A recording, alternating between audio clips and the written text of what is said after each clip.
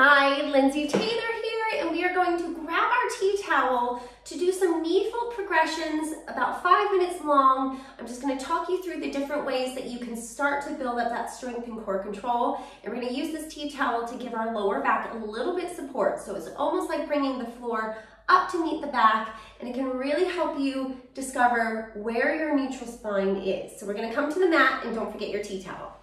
So as I lay down onto the floor, I'm going to lay onto my side first and then rolling onto my back.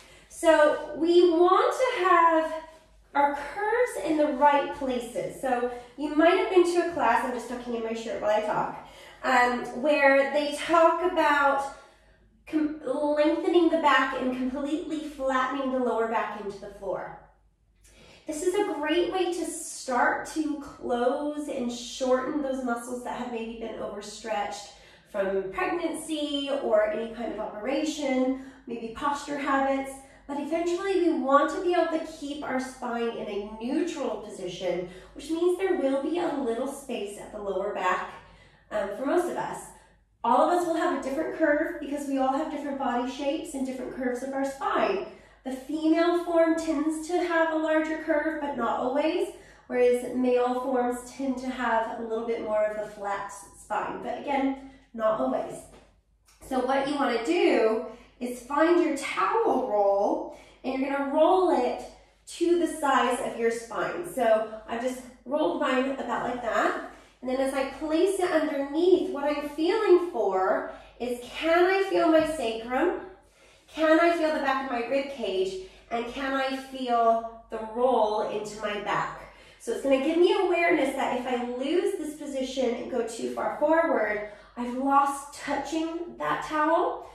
Otherwise, if I'm putting too much pressure down, I might feel my bottom want to come up away from the floor and it's pushing too hard into the towel. So we're going to keep the pressure equal as I perform the exercise doing my knee folds. So find that towel. You might need to unroll it a little bit. You might need to roll it more and just see how that feels underneath. So I'm in a good position here. I practice this a lot so I know what my size is that I need to use. I'm going to have you reach your hands up to the ceiling. I'm going to point my pinky finger up and close the rest of the fingers. And I'm going to reach slightly towards my knees. So see, I'm not completely vertical. I am slightly reaching down because that helps us get our serratus working a little bit, and then it's a little easier to get the rib cage down. So if you take your hands above your head, do you feel how that kind of encourages them to flare up? So if we reach slightly down, we can help keep the back of that rib cage engaged into the floor. So from here, I'm going to breathe in, exhale, do my pelvic floor seatbelt brace that we've been working on. So if you don't know what I'm talking about, you need to go back and watch the video on seatbelt connecting and pelvic floor recruitment with that lateral thoracic breathing, diaphragmatic breathing, which we have to master before we do our knee folds. So pause and go find that other video if you need to. Here we go. So I'm going to breathe in, exhale, pelvic floor seatbelt, and then I'm going to see if I can lift the leg without moving anything else even a millimeter. So we're keeping everything small. Breathing in, lifting up, and do you feel that towel really being a lie detector to let you know, am I losing my spine and pulling forward? Am I wanting to overbrace and push under, or am I in that sweet spot where it actually starts to get easier because the muscles are coordinating together to work? So breathing in, exhale, lifting one leg, and then the other. So once you find you can do both legs into a 90-degree fold, we're gonna take the leg only an inch off the floor and one leg at a time, again without moving that body. So this is phase 2. So breathing in, find that brace. We're gonna maintain the brace as I do my little marches. Notice I am bracing, so I'm holding that position. I'm still talking in a normal voice, and I'm able to just march those legs. So I'm building that endurance of those core muscles without bearing down. So if you're doing this, I suggest maybe counting as you do it to see how many knee folds you can do, because then if you start to really talk like this, you know you're probably putting your pressure down into that core or pelvic floor. So I'm still reaching with those elbows, and then I'm gonna rest and let it recover. So that was phase 2. So I'm gonna keep going through, but you're not allowed to pass to the next progression until you crack the one that we've just done, okay? So you have to earn that next level or bring it back if you feel like you're cheating a little bit, okay? So if you lose that towel roll, bring it back, build up that strength a little longer, you'll progress a lot quicker that way. So option 3, so we're going on to the next one. I'm still gonna use my pinkies here, breathing in. Exhale, find that pelvic floor starts to work, seatbelt comes in, and I'm gonna pick up one leg just an inch off the floor, and I'm gonna see, can I reach it all the way away, and then back in. Place the foot down, but I'm not losing that brace. Pick up the other leg.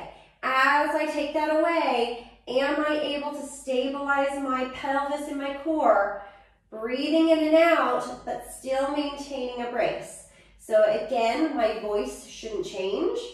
I should still be able to breathe while bracing, okay? So this is hard. This is really hard to maintain. Are your hips staying really stable? I find it easier to extend my right leg than I do my left. And then you're gonna keep going with that. So that's a low leg and then lowering it back in.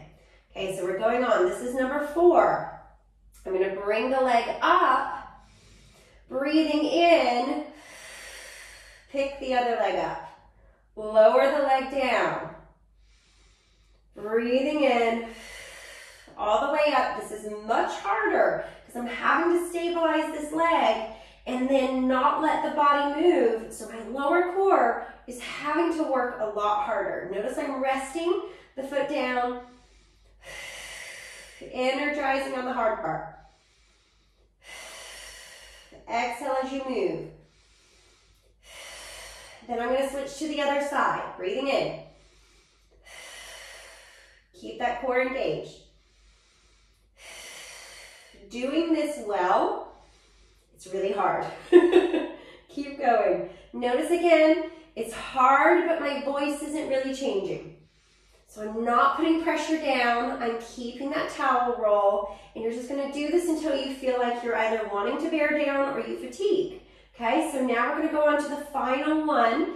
So legs are in the double knee fold. I'm gonna breathe in, take the leg away, and then bring it back in. So you can start with the leg a little higher and then start to lower it down. The lower you go, the harder it becomes. Inhale, notice my voice isn't changing. I am shaking a little bit, but I'm not bearing down. I'm working really hard to feel that core connection and reaching through. And that is it. Those are my favorite progressions.